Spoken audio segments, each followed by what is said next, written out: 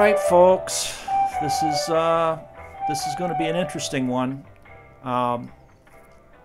It's kind of important that we get into some details because this time I did really spend some money. And if you're going to be spending this kind of money, we got to be careful to give you all the information you really need to know. For that purpose, we actually have cue cards set up so I can kind of keep on track and not ramble too much. Bottom line is that I've had a lot of success, I think, in my choice of binoculars, not spending a lot of money. Generally don't go above $300, don't have to. I've managed to find a number of nice binoculars that kind of beat that whole diminishing return thing because they really exceed what you'd expect them to be able to do.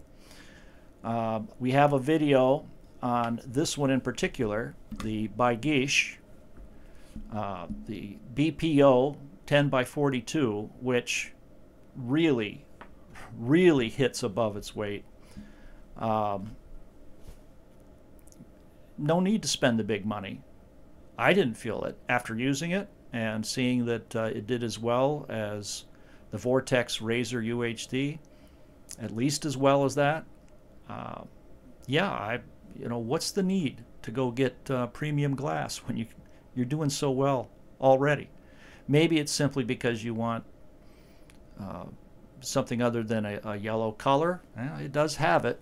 It isn't the brightest picture, but I've done pretty well. Recently, we got these IORs, and I really enjoyed what I had come to understand was basically Steiner's real stick, which was the whole autofocus concept, which is really nothing more than extra deep depth of field. But I really like that extra deep depth of field. If I'm going to have a binocular with individual focusing, I kind of like the idea of getting one setting and basically, being set to go whatever the range is. Done really well with that. The optics, for the price, which is about $200, definitely better in my opinion than $200 optics. So again, getting pretty lucky.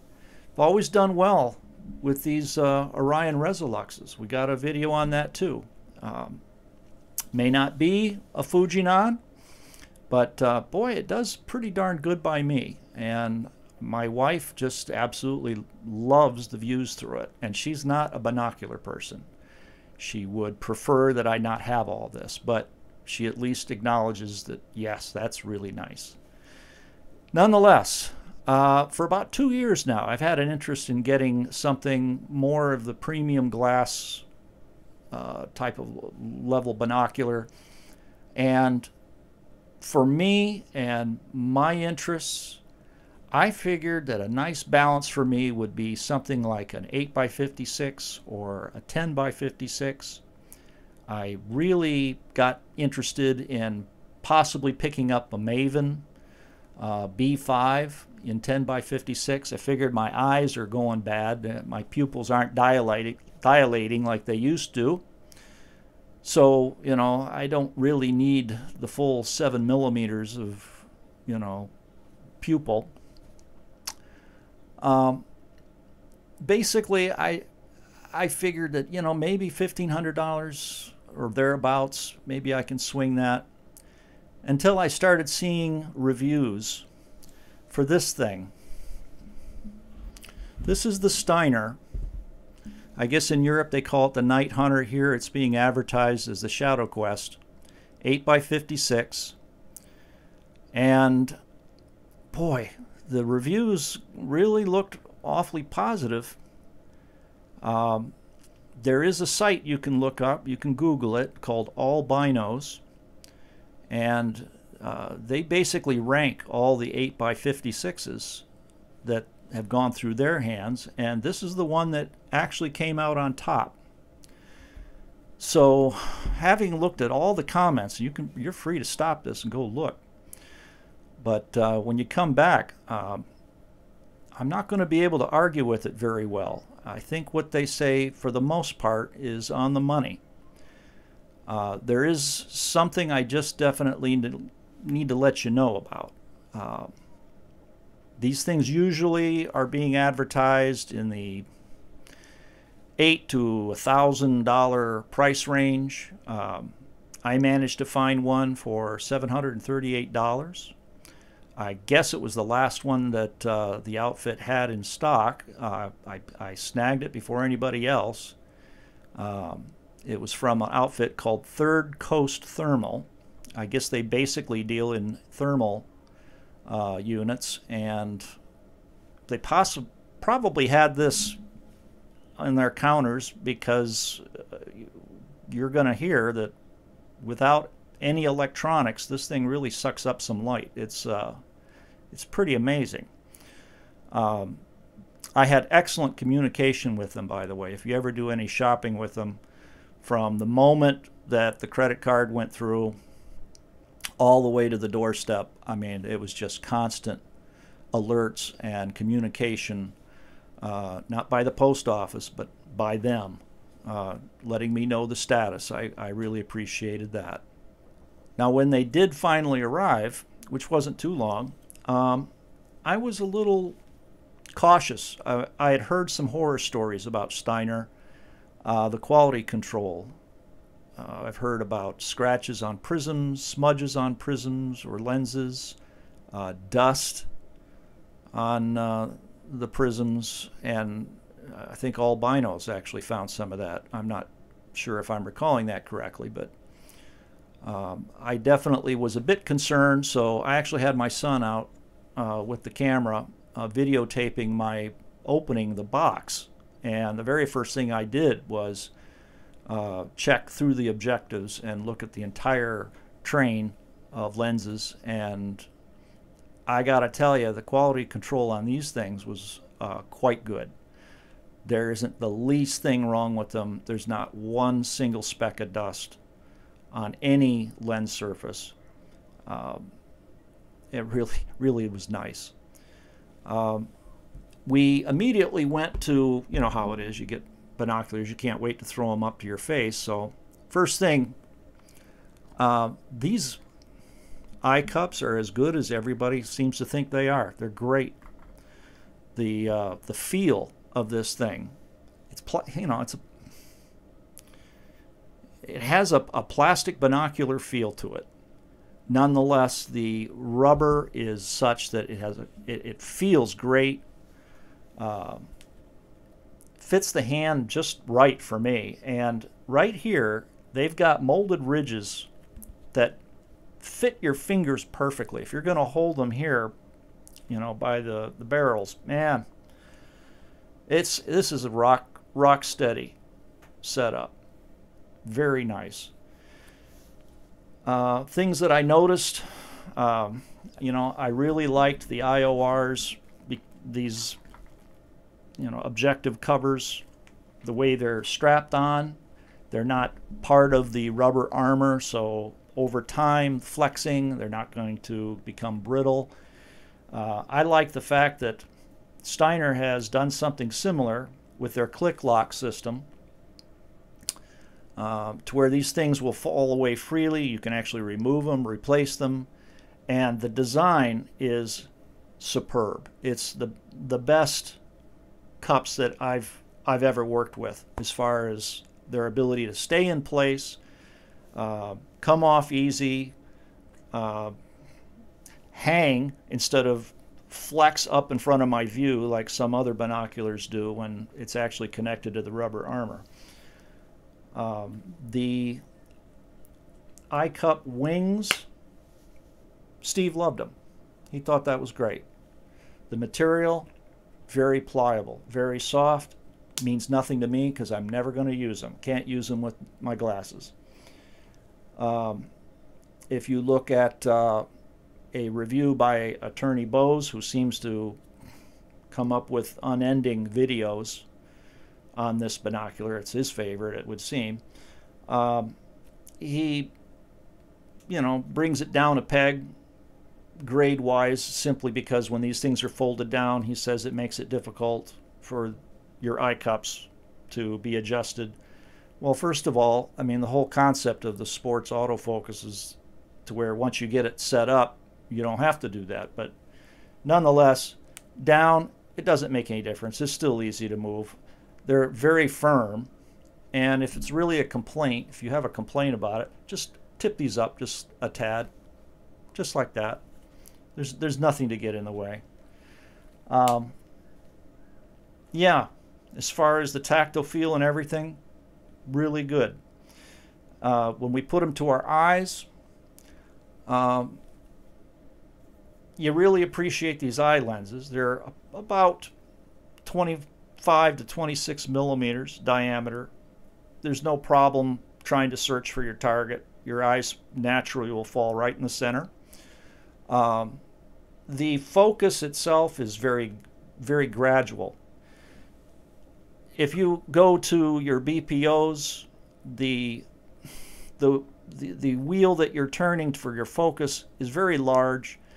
It focuses extremely quick.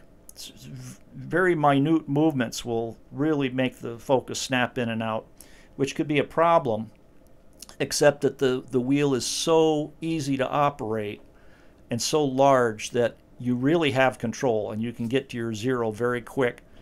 With this, it seems like you have to turn it a good deal to notice any kind of change in focus. And I actually noticed that I would keep trying to focus on any object out there and find that it's going out of focus. So it really doesn't snap. There's no real snap into focus with these things, and it made me a bit concerned right from the beginning that the focus seemed a little bit on the soft side and nothing really popped into super sharpness that I came to expect from something this expensive.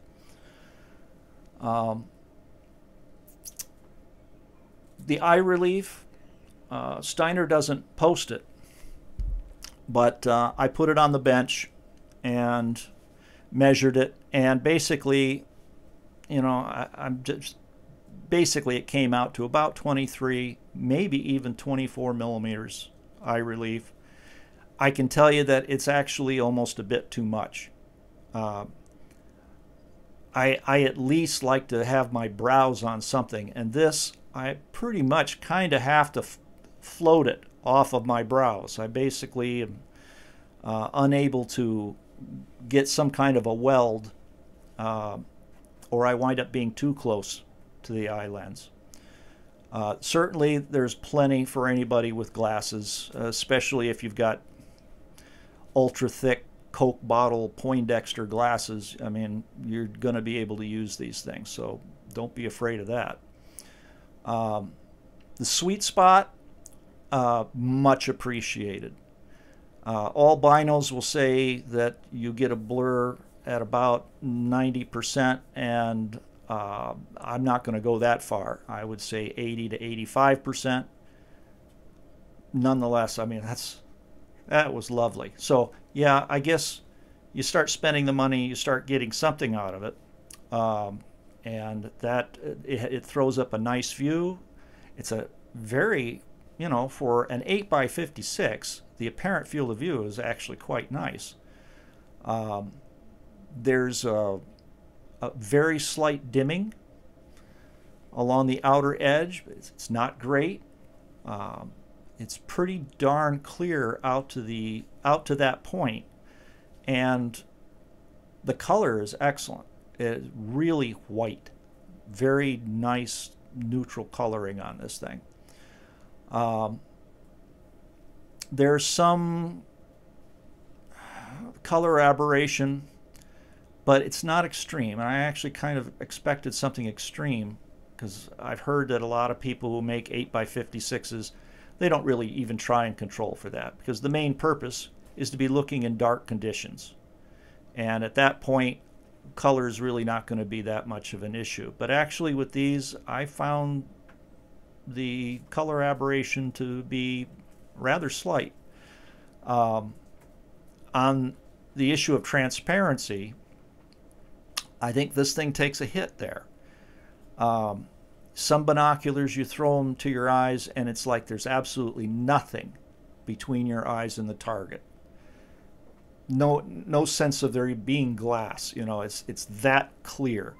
With this, however, there's ever so slight, and I mean slight, but it's there. It's kind of like a haze. And I don't know what that's from, whether it's a deficiency in the lenses or it's something about the brilliancy, because quite honestly, it's almost too bright in the daytime for me. It actually, I'm not going to get involved in the science, but it appears to almost wash out somewhat. I actually have prettier views in the daytime using something with, you know, hued glass, or even without that, just, you know, with the Resolux. It's everything's extremely sharp with either of them, but there seems to be better contrast for some reason. Is that a real hit against it? Now, I'm not sure at this point, because when I'm out there looking at it for the first time, I'm still thinking, well, you know, come on, it's meant for dark conditions, and we haven't even put it through our 1951 test target, you know, routine yet. So before I did the 1951 test target, for resolution, I at least wanted to get the thing set up as the manual described for the autofocus, and do the testing using that, you know, with that kind of a setting. We measured off the 200 meters, which is what's required. Got the thing focused in at 200 meters, and at that point it's supposed to be good according to what they sent me in print, from infinity to about 30 meters. And I'm here to tell you that's complete bogus. It's a lie. Or maybe that's too strong, but it isn't real with this. And I actually expected it to be real, and why not? You know, I'd already looked through one of their military and marine 8x30s, and I experienced exactly that. From a close-up flagpole to as far out as I could see, everything was sharp. So why wouldn't that be the case with this? You know, Romania, you'd think that maybe they wouldn't have the lock on it, and if it's a Steiner's shtick, you know, why wouldn't Steiner be able to pull it off? These things pull it off. Why wouldn't this? Well, it doesn't. And I'll tell you more about that later, but I'm just letting you know what you're winding up with is essentially a binocular with individual focus, and you are going to have to adjust it just like any other. It may give you a lot of leeway between infinity and, say, 100 meters or so, but anything inside that, forget it. Is that we're still worth having? I thought, well, you know, if it's giving me the brightness at night, and if it's giving me all the sharpness I've come to expect, and I expected a lot for that kind of money, I expected a really sharp binocular. So we got the test target set up, and here's what we got in our daylight resolution test. Using our Resolux over here, we got a solid group -2 element 6. Now that's just throw the binoculars up, bam. I mean, it's absolutely there, clear. It managed, as it always does, group -1, element 1, and under different lighting conditions, we probably would have seen it get to element 2 as it's done in the past. Not today, not that day. The 8x56 next to it, solid. Again, just throw it up, bam, it's there. Group -1, element 1. So that's one element better. And a very comfortable, It would settle into a very comfortable -1 element 2. So I'm thinking, okay, great. It's 8 power, so it's muscling its way through to better resolution. What was bothering me at this point was that while the Orion wasn't resolving as well, everything it did resolve seemed sharper, seemed to stand out better. And definitely didn't have that, and again, ever so slight, but kind of a haze. This is a brand new unit, by the way. Absolutely brand new. So I was kind of perturbed by this. For grins and giggles, I had one other 8 power binocular, and I went out and grabbed these stupid little $150 Zoins from China. 8.2 degrees, very nice wide field. It's got the ED lenses, but yeah, it's 8 power, so let's just put it up next to these newbies. And what I got was, again, a solid group -1 element 1, and not necessarily comfortable, but a manageable -1 element 2. So it's kind of keeping up. And I'm figuring, okay, well, that's what you get with the 8 power. The 8 power itself is muscling through. However, again, with these little Zoins, it kind of looked sharper. Now I'm thinking at this point that either I really got a dog here, or perhaps it's the fact that it's daytime and it's sucking in so much light. Of course, my pupils should be compensating and, you know, closing up on me to protect myself, but nonetheless, it has kind of a washed out look. Okay, well, it's for nighttime use anyway. It's for dark. You know, I haven't hunted in a long time, but when I hunt, you know, I usually don't see anything, and unless it's very early morning or the sun's going down and it's practically illegal to shoot, and I'm in a deep woods. So yeah, let's see how they do at night.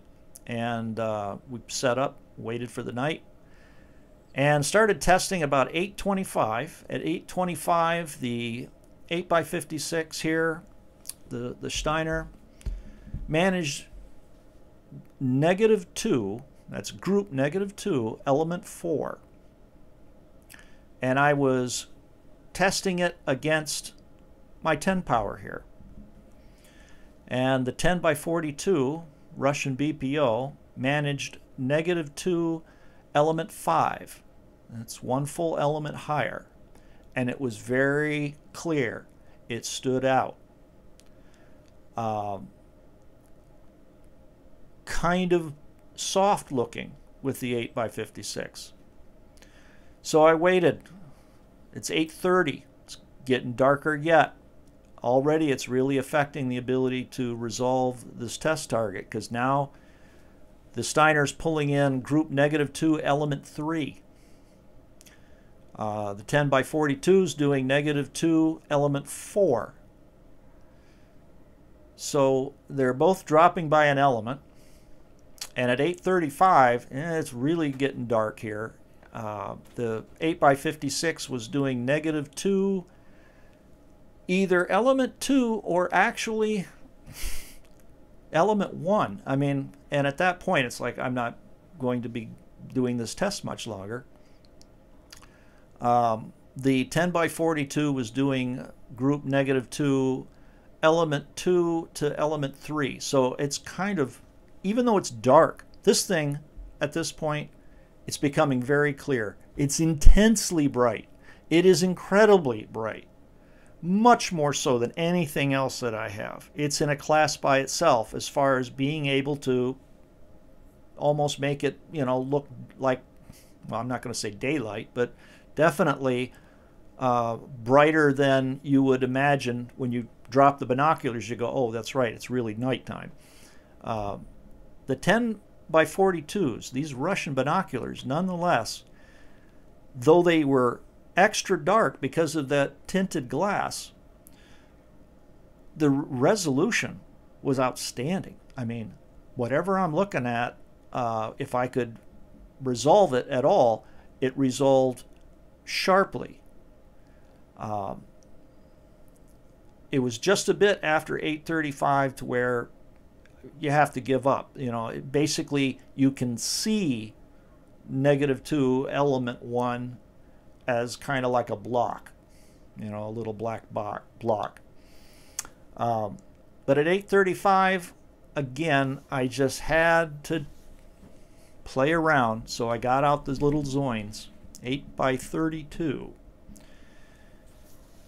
And while the 8 by 56 was managing -2, group -2, anywhere from group 2 down to 1, alongside it, up, down, this. The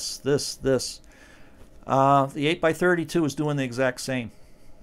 How it was doing it, I don't know. It obviously wasn't as bright. But as far as being able to resolve the elements, it did the same thing. Until finally, it couldn't. And then the difference became simply, I'm having a hard time looking at the box that the test target's taped to. But this thing, oh, I can make out the box. I can make out the support that it's on. I can make out the bushes behind it. It's just trying to resolve detail. That was essentially not an issue anymore. It wasn't there. But as far as the brightness, boy, it was outstanding. Yeah, I definitely was getting my money's worth out of these things. Also want to mention that during that testing, there was absolutely, and there's plenty of street lights off to the side and everything. And I went ahead and I tested, looking for stray light issues, ghosting, nothing. These things perform beautifully in that regard.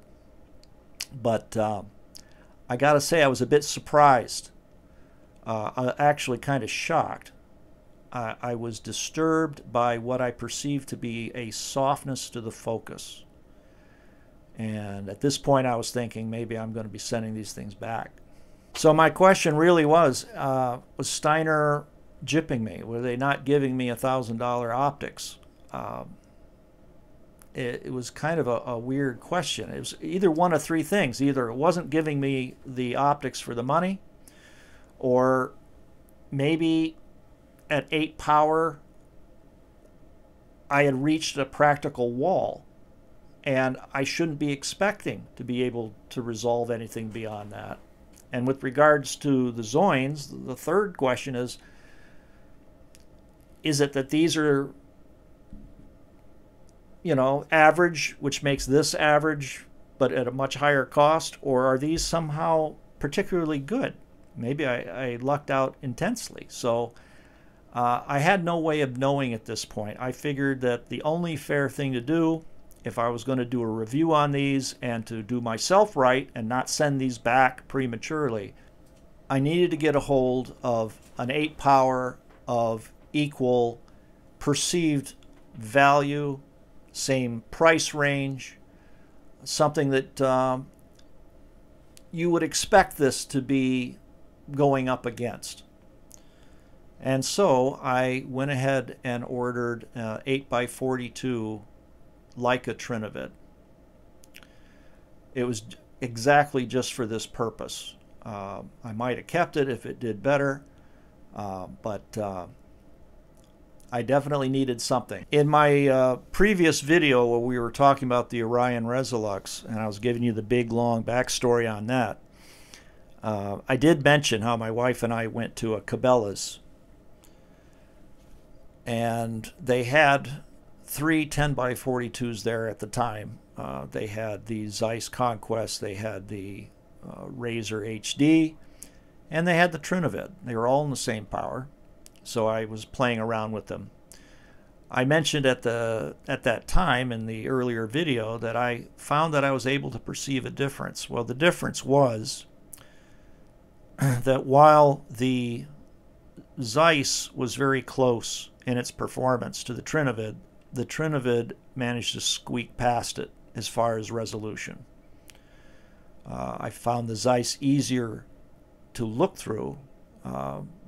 It just simply was easier to find my target with. But once it got achieved, yeah, the Trinovid managed to just make it ever so slightly sharper. By the way, the razor wasn't bad. It was just darker than both of them.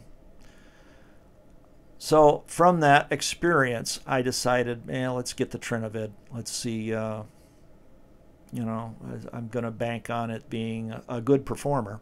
While we were waiting on the Trinovid to come, which was only 2 days, I decided to play around with the sports focus just a little bit more to see if I could manage to get the thing to do what it's supposed to. Long story short, no good.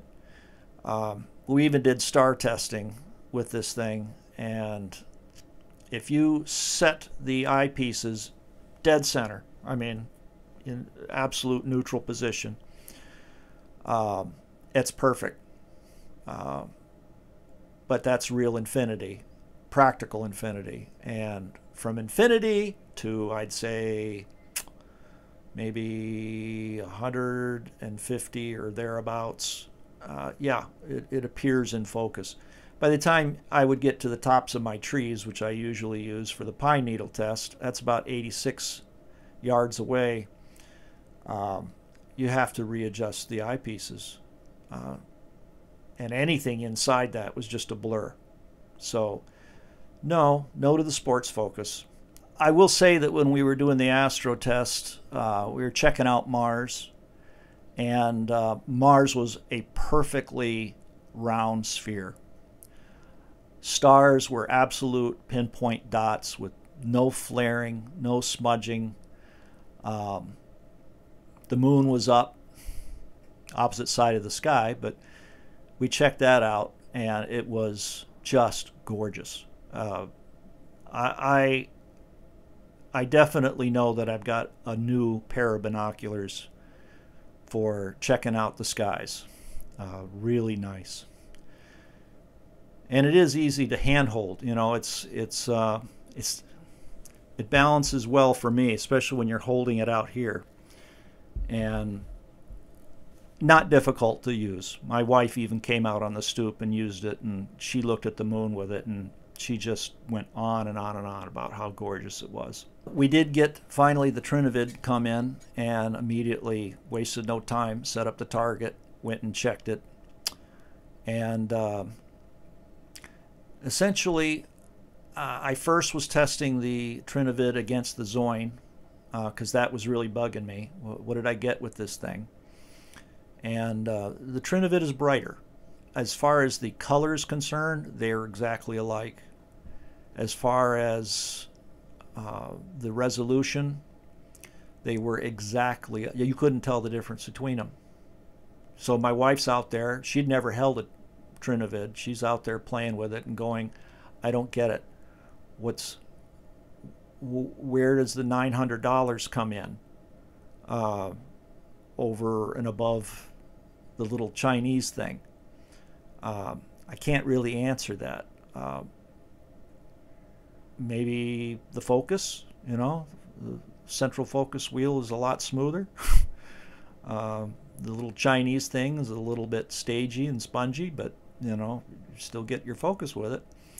But as far as the views, amazing. Okay, well, let's settle down and see what we get against the Steiner. While the Trinovid and the Zoin were both getting group -1, element 1 solidly, and an intermittent element 2, the Steiner was pulling off group -1, element 2 in a constant and comfortable way. I mean, to where, okay, it's just sitting there. Did it still have that strange softness to it? Well, yeah. At element 2, at element 1, no, it was pretty solid. So basically, I'm having to confirm 3 things. Either this Zoin here, I'm going to have to conclude that it's unusually fantastic for 150 bucks. Waterproof, fog proof, ED lenses, and it floats. The unit itself will float in water. That's pretty amazing for the money. So no, it didn't mean that this thing was a slouch. It just meant that this thing was excellent. The Steiner is, in fact, delivering $1,000 optics, evidently. Certainly delivering $738 optics when it's actually besting at 8 power. Since the Trinovid is 8 power and this is 8 power, the only real difference, from a physics standpoint that I can make out is that it's just letting in more light. Whether my pupil is letting it in or not, somebody can argue, but it's either that you have the extra light, and just with telescopes, the more light you're letting in, the better your resolution. Or even though I'm perceiving the focus to be a little on the soft side, nonetheless, the reality is I'm simply expecting too much for that kind of money. I have a perception of what I should be seeing that isn't real. I'm not buying that, but I'm leaving it out there as a possibility. Either that or the optics are just, they did better at 8 power than the Trinovid, so okay, yeah, they're great optics. I'm thinking that, and this is the third thing, unless I'm going to dump another $1,000 into something like the Mavens, or start looking at Swarovski. I think that the resolution I'm getting is as good as it's practically going to get. I think I've actually hit a physical wall, at 8 power. So in the end, yeah, I'm going to keep them. They certainly do what they're supposed to. They're bright, bright, bright. I could say they could be sharper, but the bottom line is you go hunting with these things, and you go out with a 7x50, basically I think you'd be able to see that dark blob moving across the field. But with these, it wouldn't be a blob. You probably not only make out that it's a deer, but you'd probably be able to count some tines, because it really is that brilliant. I got to hand it to him for that. But yeah, it's been a bit long. I just really wanted to make sure that if you're getting these things, you are in the end getting kind of a plastic binocular with independent focus. You're not going to get away from it. Just learn your settings, And yeah, you aren't going to be resolving a great deal of detail in the dark, but you will definitely be seeing what's coming at you or going away. They are very, very bright. That's the report. Take it as you will, whether it's a warning to you or not. But overall, yeah, good binoculars. Good binoculars for the price, anyway. And we'll give you the stats next and some pictures, and wish you well. Take care. Okay, Steve. Steve. Steve! Next. I hope that's not a sign of just how boring this is going to be for people.